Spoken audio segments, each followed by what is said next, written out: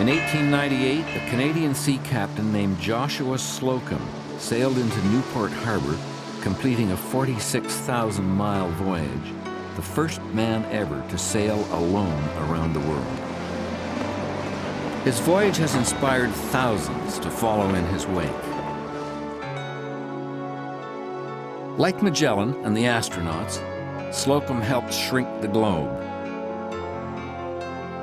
His book on the voyage is a classic of maritime literature. His complex life swung from poverty to presidents, through mutiny, shipwreck, prison, and even murder. His renown has grown steadily in the 90 years since his death. He is Joshua Slocum, a New World Columbus. Dead for almost a century, Slocum's legacy is vibrantly alive around the world. There have been more replicas of his yawl than of any other boat in history. How many other books written in 1900 are still in print? He has admirers around the globe.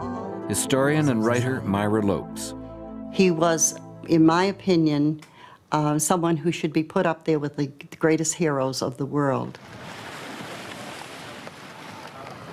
Slocum's life is still studied and emulated on training ships like this one, seen here racing from his hailing port of Boston to his birthplace in Nova Scotia.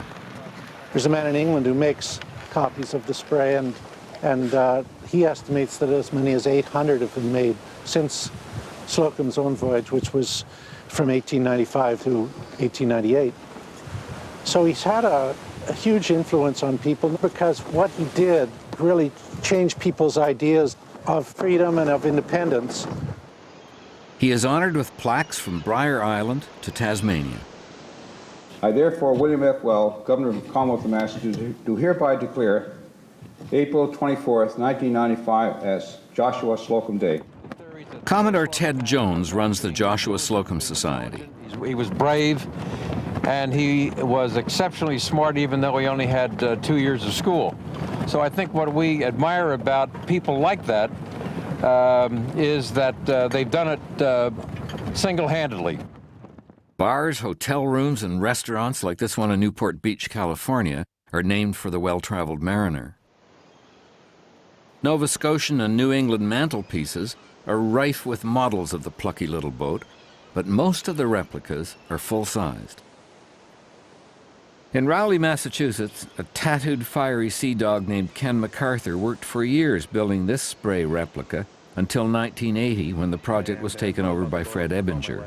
I was acquainted with the builder when I was kind of a little boy, and when I first saw it, I just thought it was a pirate ship washed up on the beach. Len Pearson, sailing his spray replica, the Thane, in the outer harbor of Victoria, BC, is typical of the many people who have emulated Slocum's life. One day I was just driving along and I found a boat under a cherry tree, and I recognized it as a spray. So I gave the guy my '68 Chevy for the hull and put the decks and cabin on her and built her up, and here she is. At the celebration of the 100th anniversary of Slocum's circumnavigation, shipbuilder Ed Davis arrives from Maine with his replica, and actor Michael Hogan from Canada in costume as Slocum. With a group of Slocum aficionados, they're sailing across Boston Harbor.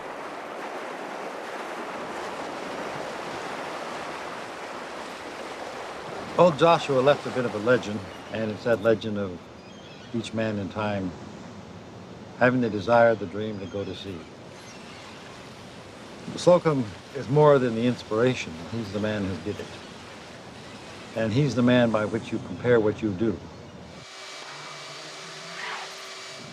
David Dunn was an Idaho school teacher who dropped his career for a complex 10-year project on the Ancient Mariner.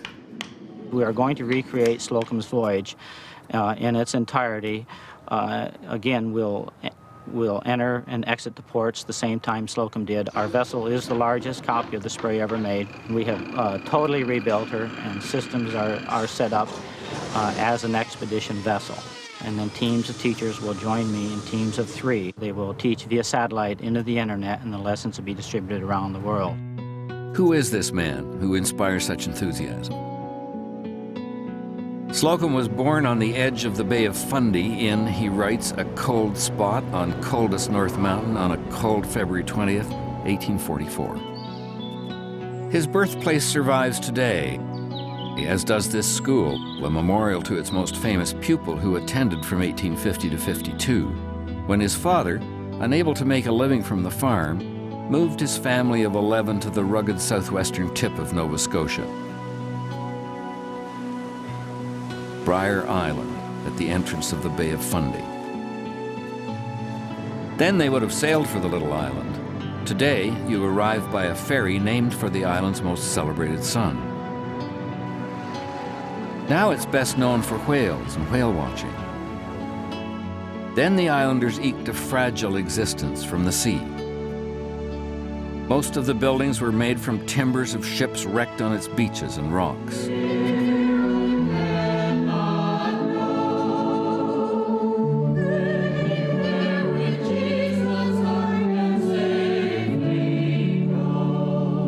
Slocum was forced into weekly attendance here at the Westport Baptist Church by his tyrannical father, who acted as deacon of the church and held pew 13 for the family.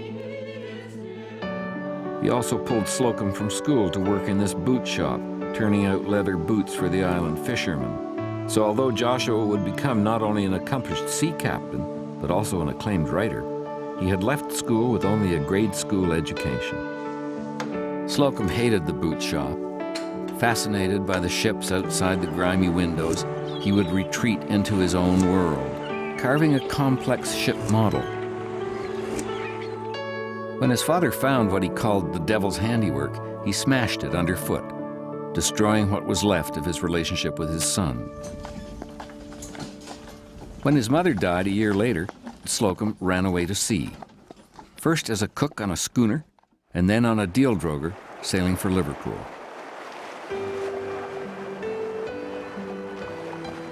The wonderful sea charmed me from the first. I was born in the breezes, and I studied the sea as perhaps few have, neglecting all else.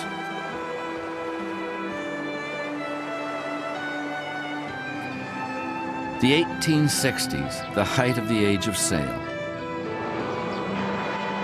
As many tall ships were on the North Atlantic then as jetliners are above it today. And the great ports of Liverpool, New York, Halifax, and Quebec were a forest of Nova Scotian spruce. In another 20 years, it would be all over. Unaware that his skills would soon be commercially useless, Joshua Slocum threw himself into learning the ropes and studying the demanding science, just as kids his age do today.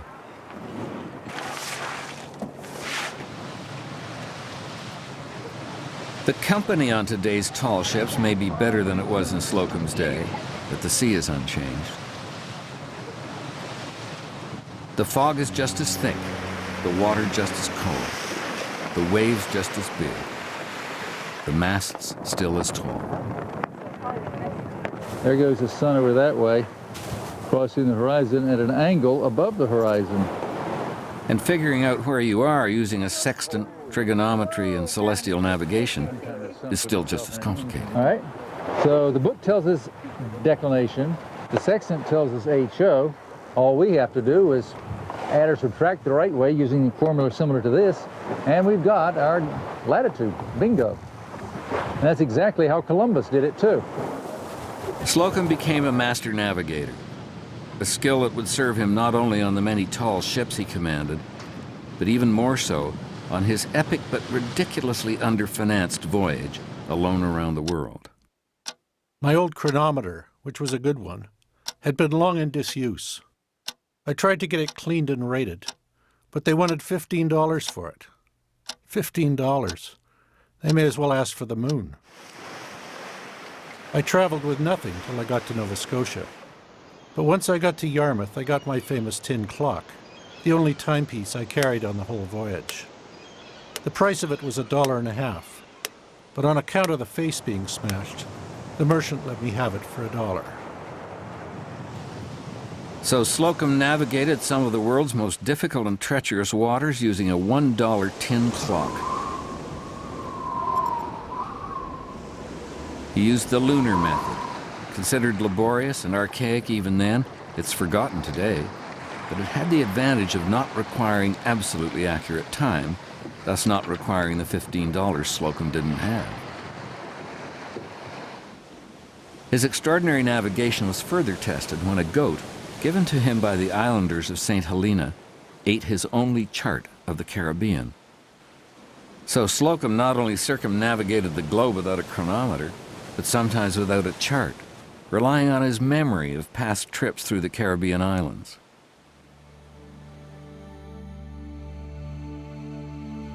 Slocum's interests were narrow but deep. He was obsessed with the sea, in love with it.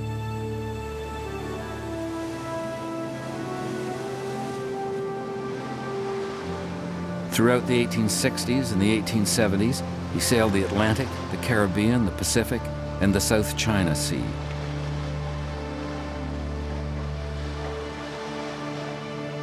He also tried boat building and fishing, and for a season, hunting sea otters off the coast of British Columbia. By 1869, he'd won command of his first ship, a coasting schooner, then moved up to a bark. A year later, he sailed to Australia, where he would meet and marry the second love of his life. At a dance in Sydney, Australia, Slocum met the woman who would become his wife. Her name was Virginia Albertina Walker, and she was very striking, very beautiful. He fell in love with her.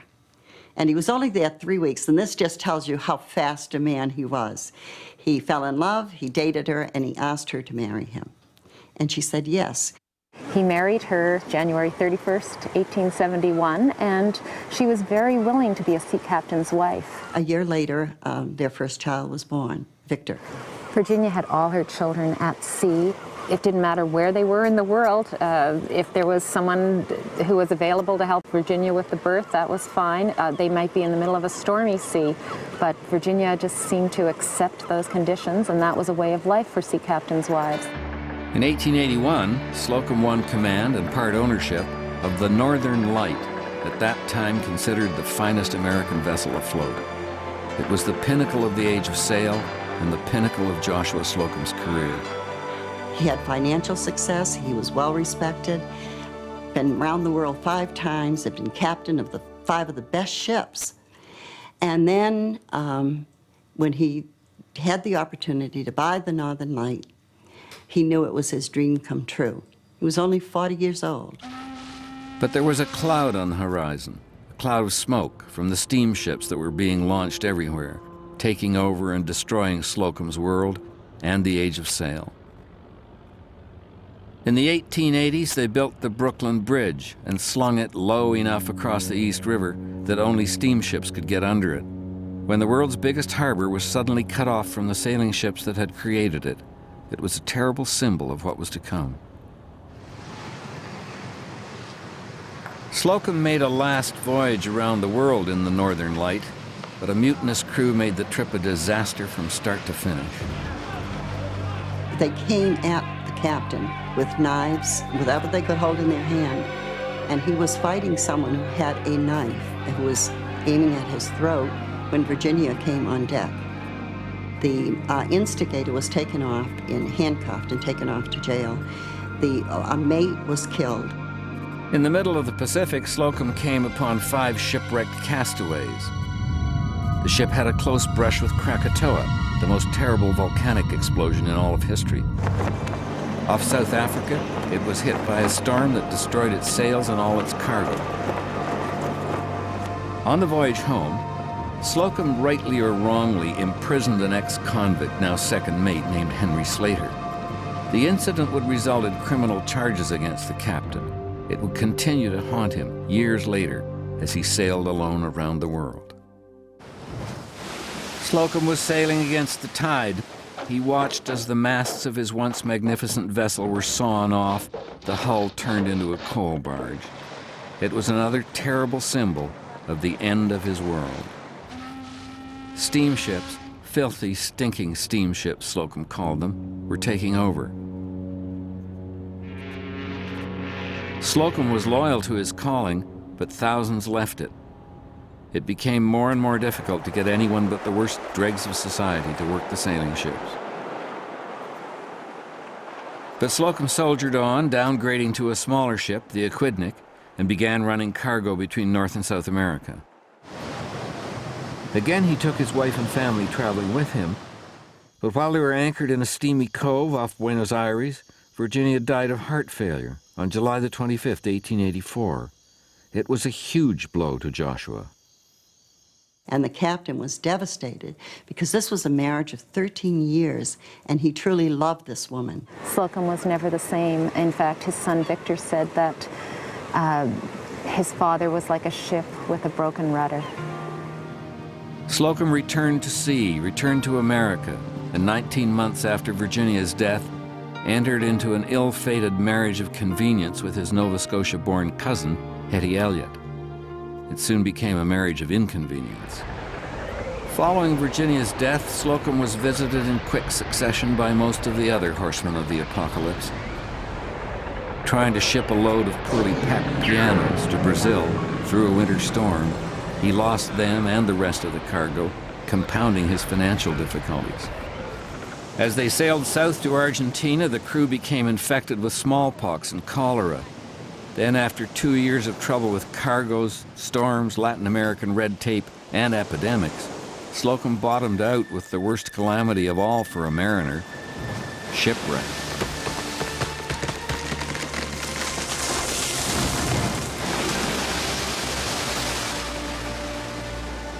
I'll wager that since men first took to the oceans, there have been literally millions of ships sunk on the edges or the bottom of the seas.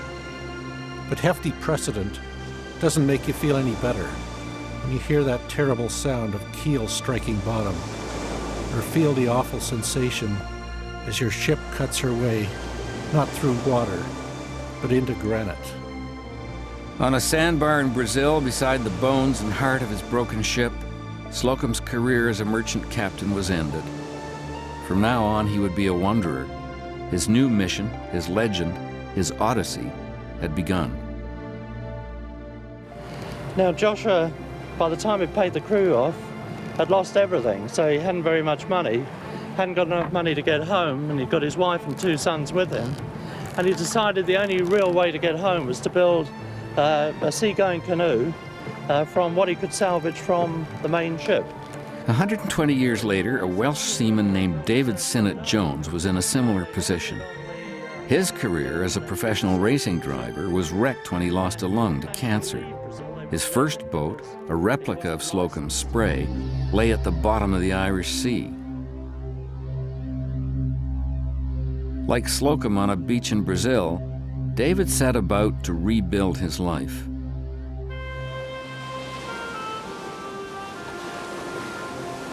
I said to Suzanne, that's what I should do. If I can get sponsorship to build a Libertadi, because I'm shipwrecked, so I haven't got a ship, so this is what I should do, the same as Joshua did. He built a Libertadi when he was shipwrecked in southern Brazil. David built a replica, the first ever, of the 36-foot sailing canoe that Slocum had built with his family on the Brazilian beach.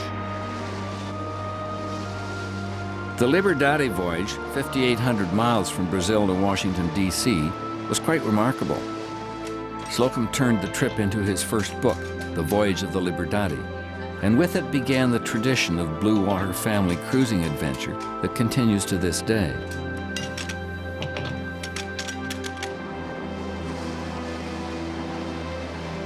David Sinnott Jones's voyage is almost as remarkable.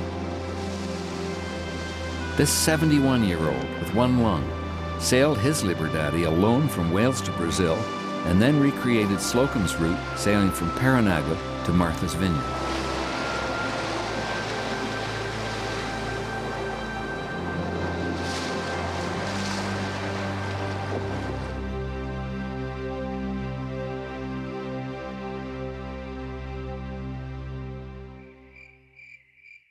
Another first for Slocum once they got to the U.S. was to push their way north through the swamps and wetlands of the Carolinas, thus becoming one of the very first blue water boats to navigate what is now called the Intracoastal Waterway.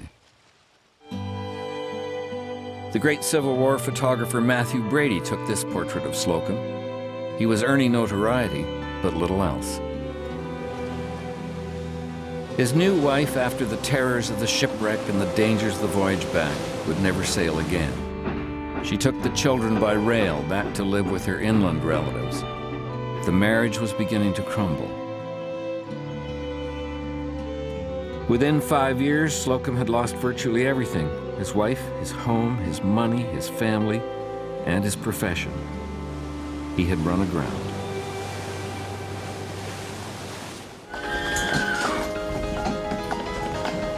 The world was changing rapidly. Electric trams were replacing horses. Railways were replacing ships. Steam replacing sail. Slocum tried to adjust, taking on the dangerous, difficult task of delivering a steam warship, the destroyer, to a dissident Brazilian general. The Brazilians managed to sink the ship. Slocum was never paid, and he returned home bankrupt in pocketbook and spirit. A chance visit to a reading by the great novelist Herman Melville would change his life. At the same time as the age of sail was waning, Melville, along with other writers such as Robert Louis Stevenson, instilled a new spirit of adventure and a dream of islands in the smoky industrial landscape. Exclamation of delight, she disengaged from her person the tapa robe which was knotted over her shoulder, and spreading it out like a sail, stood erect, with arms upraised, in the head of the canoe. Slocum was inspired. If there was no more need for sailing captains, then one would just go in smaller boats with family or friends as crew, or indeed sail alone, and then, like Melville and Stevenson, turn the adventure into literature and make the voyage pay by telling others about it. So Slocum morphed from successful ship's captain to penniless, homeless writer. In the economic gales of the 1890s, with all the old landmarks missing, the buoys sunk, the lighthouses out, Slocum was in danger of foundering. In a Boston shipyard, a chance meeting with an old whaler would put his life back on course. Captain Eben Peirce was a whaling captain who had made his fortune and contributed mightily to the decimation of the world's whales by inventing the power harpoon. He listened to the tale of Captain Slocum's declining fortunes. "You want a ship?" he asked. "Come down to Fairhaven. I'll give you a ship." The ship Peirce was offering was the Spray, a rotting 100-year-old oyster smack with a tree growing through it. Slocum found it here, in this field. This is where he rebuilt it, where he launched it, and where he returned 3 years, 2 months, and 2 days later. Ignoring the Yankee naysayers who asked how it would pay to rebuild the old derelict, Slocum set to work. Just as David Dunn would 120 years later when he began rebuilding folk singer Burl Ives' Spray replica, his first task would have been to build a steam box for the planks for his hull. By the time he had finished, he had replaced virtually every timber in the ancient tub. With each new rib and frame, he rebuilt and reshaped not only the Spray, but his own life. It was a lot of work and a pretty rough-looking project, but the bare essentials were there in Aces, and it was very, very good. Len Pearson could be talking of Slocum's work, but in fact he's talking of his own. So I did a lot of scrounging. Most of the teak came from old steamer doors from an abandoned shipyard, and I chased old demolition companies around to scrounge the best material out of the houses that were being torn down in Victoria back in the 70s. So every piece of wood on this boat has a history. Having spent 13 months at exactly $553.62 on the boat, Slocum launched her and sailed to Boston. There he met Mabel Wagnalls, 24, heir to the Funk and Wagnalls publishing empire.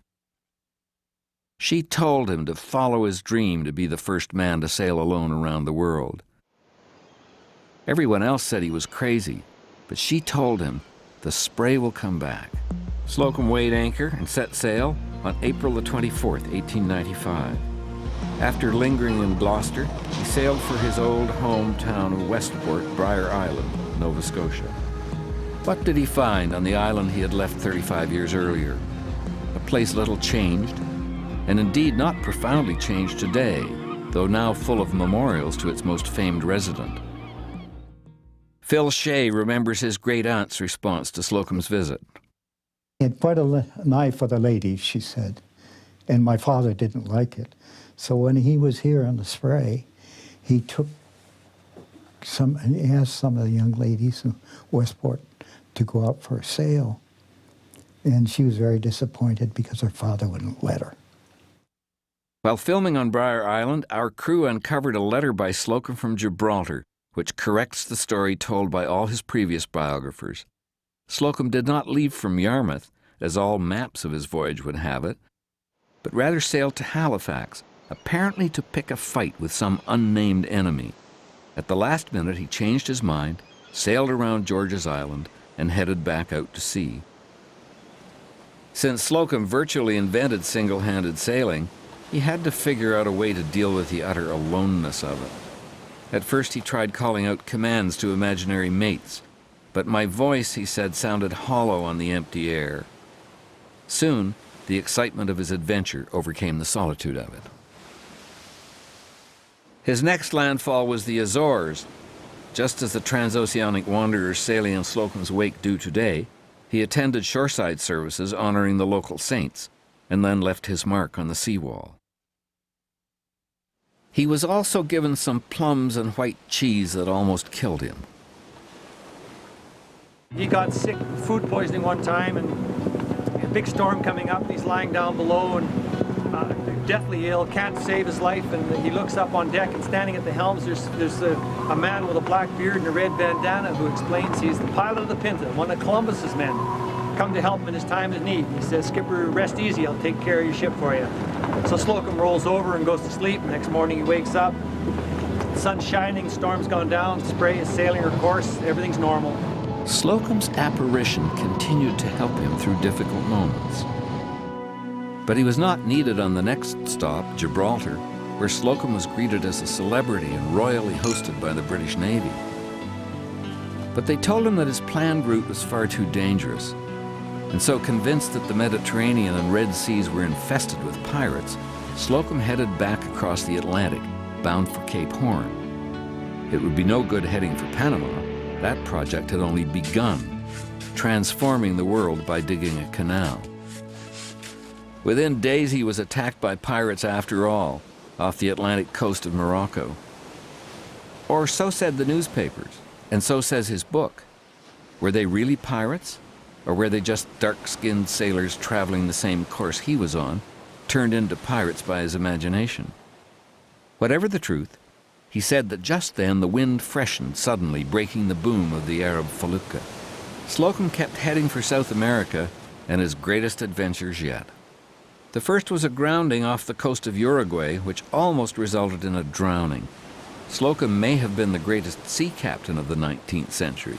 He may have been the greatest sailor of the 20th century, but he did not know how to swim. Few sailors did, especially sailors from those cold Canadian waters. A gaucho tried to make off with both the Spray and its tender. Slocum had to fight to get them back. But the greatest adventure and the greatest accomplishment of the voyage was Slocum's passage through the stormy waters of the Straits of Magellan in southern Patagonia. He was not a foolhardy sailor. He was quite conservative. He knew what to do. He knew when to do it. I mean, his remarkable voyage sailing through the Straits of Magellan with all of its adverse winds and storms, and that in itself is a feat that would make a man famous. He was blown out of the Straits, blown back into the Straits, sailed out again. Larry Tyler is a British sailor and filmmaker single-handedly recreating Slocum's passage to the southern tip of South America.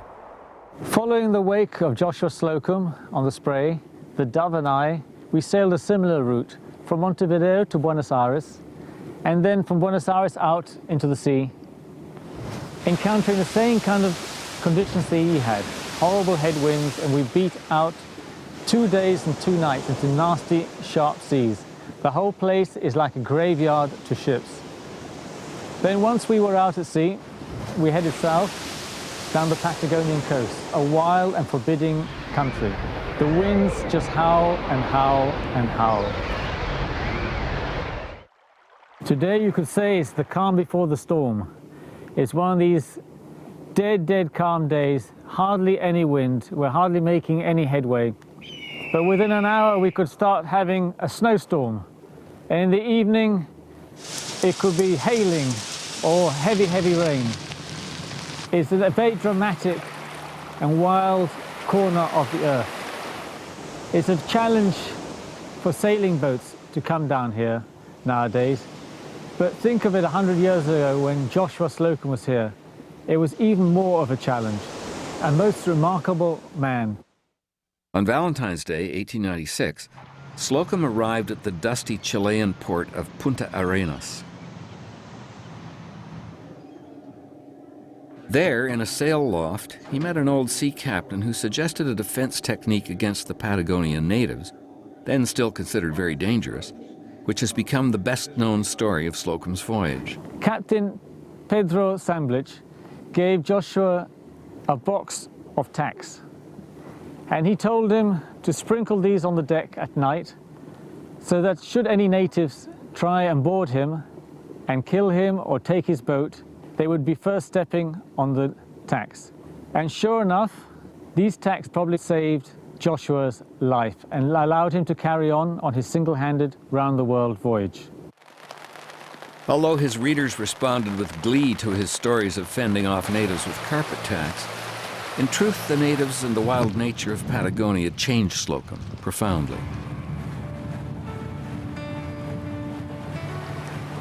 It's a fact that in Magellan, I let pass many ducks that would have made a good stew. For in this lonesome, wild strait, I really had no mind to take the life of any living thing.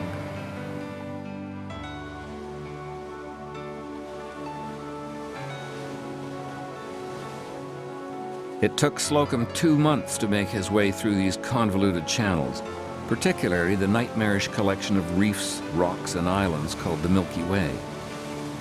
The Milky Way is considered to be the most treacherous water on the Earth. The story goes is that only 2 vessels have ever, in that time anyway, have ever made it through the Milky Way. One was the Beagle with Darwin and a full crew, and they made it during the daytime. And Slocum made it through the Milky Way by himself, tacking by sound at night. It boggles my mind to think about it. But I believe 5 attempts to get it through. I remember one time he lost 40 days, he said, and he said he just turned the boat around and whistled a new tune and started to tack it all over again. And you know, that's amazing. You know, those kinds of stories are just great. The 3 most important voyagers who came down here, the first was Magellan. He discovered the straits and they have been named after him.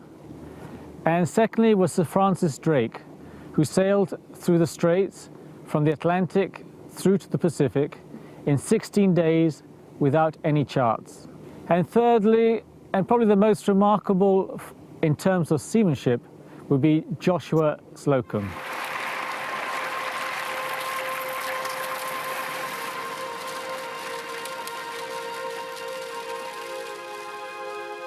Then on to Juan Fernandez Island, the home of the original survivor and model for Robinson Crusoe, Alexander Selkirk. He set out across the Pacific. He passed numerous islands, but didn't stop until Samoa, where he was entertained by Fanny Stevenson, the widow of his hero, Robert Louis Stevenson.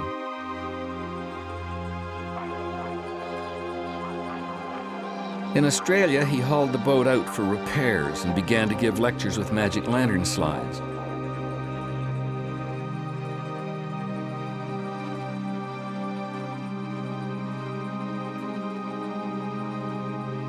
Mariners like David Sinnott Jones are still continuing the tradition. Here, in the same village hall where Slocum himself had spoken 100 years earlier. From Australia, with a new set of sails given to him in Sydney, he sailed to Cocos Keeling Island in the Indian Ocean, a passage of 2,700 miles, in 23 days, of which, Slocum says, he spent less than 3 hours at the wheel. Many scoffed at this claim, indeed scoffed at his entire voyage. They didn't believe he could sail alone, that the boat would steer itself. Sailing with Sam McKenney off Vancouver, aboard his Northern Spray, talking to him at the bow with no one at the helm, confirms that the Spray design is mysteriously able to sail itself. Slocum's voyage took so long that American newspapers began to report that he was lost at sea. Slocum, unaware of these obituaries, blissfully sailed on. In South Africa, the world traveler was invited to debate the shape of the Earth with the founder of the Boer Republic, Paul Kruger, who argued that the Earth was flat. Slocum took the more conventional position. After Cape Town, it was an easy run up the Atlantic home to America, only 10,000 miles of sailing alone, without a chronometer or engine, and now that the goat had eaten them, without charts. Slocum sailed into Newport Harbor on June the 27th. Then he went on up to Fairhaven for a ceremonial kind of end, and then went into Boston on July 4th in 1898. And amazing story, 46,000 miles. The Spanish-American War pushed news of Slocum's feat to the back pages.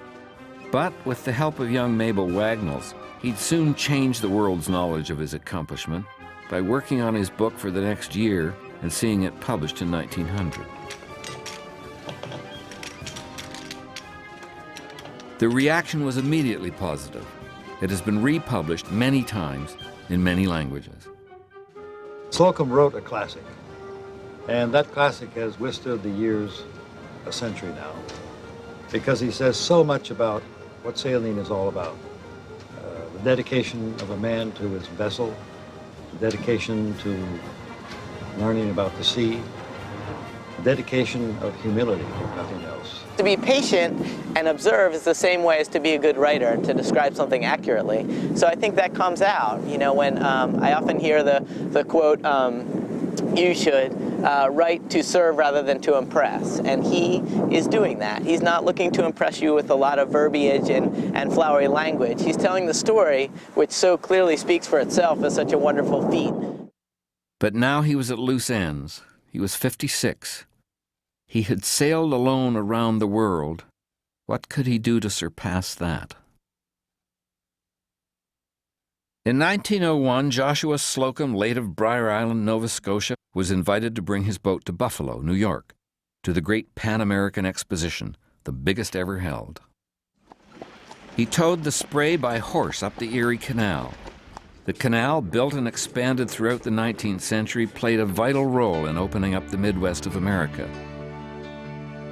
Now again, Slocum cut a new swath, being one of the very first non-commercial boats to use the canal in the way it's used today, a passage for adventurers between the Great Lakes and the Atlantic and then the South Seas.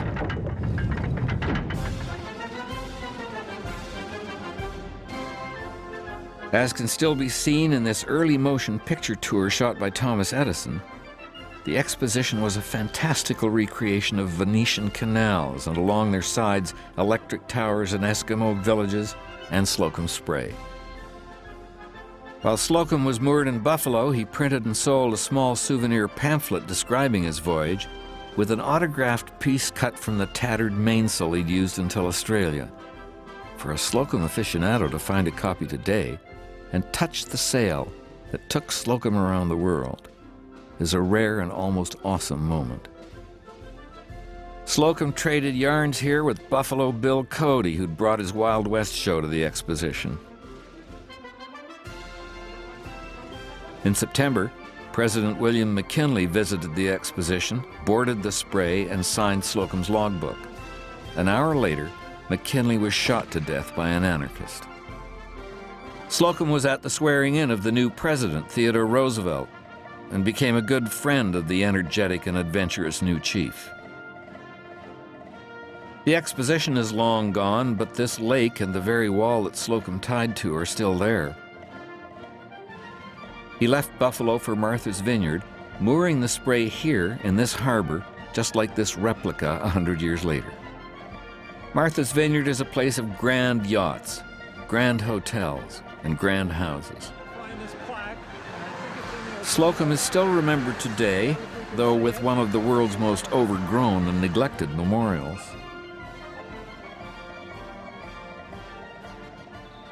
In Slocum's day, the vineyard was a sleepy farming and fishing community. Slocum tried his hand at growing hops. But it was a dismal attempt to toss in the anchor. It didn't work. Within a year, he was back at sea, sailing for the Bahamas, Jamaica, and the Caymans. But now the Spray was beginning to look as weather-beaten as her skipper.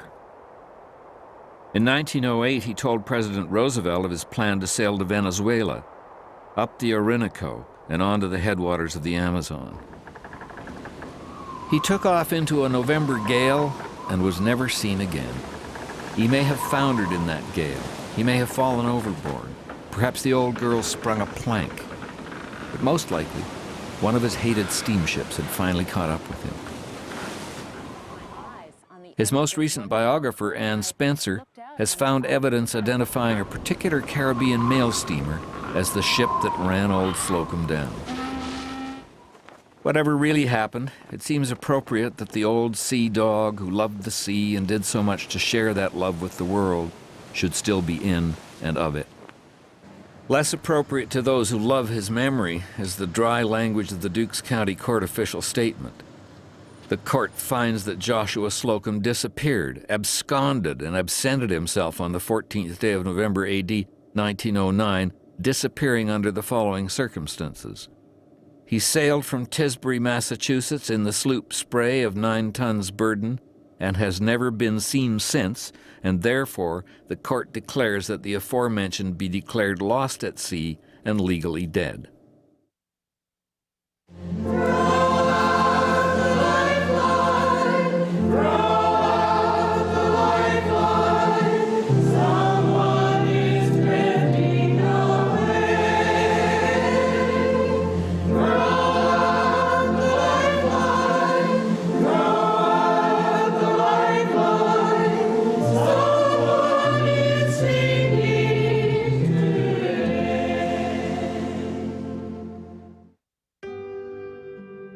Joshua Slocum died as he lived, left behind a great legacy, turned his life into literature.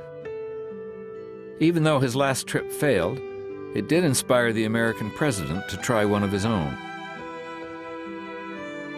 While his family and ancestors are buried in a forgotten family plot in a weed-covered corner of their Nova Scotia farm, the legacy of Joshua Slocum now seems almost carved into the sea itself, remembered by all who still go down to the sea under sail. To face the elements is, to be sure, no light matter when the sea is in its grandest mood. You must then know the sea and know that you know it, and remember that it was meant to be sailed upon.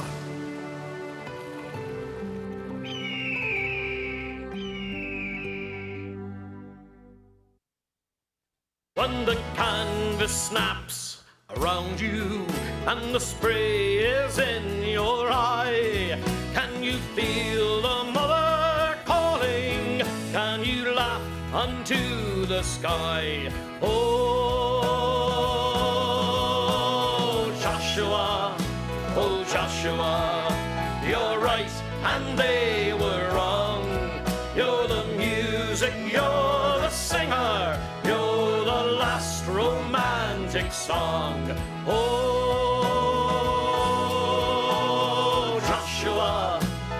Joshua, you're right and they were wrong. You're the music, you're the singer,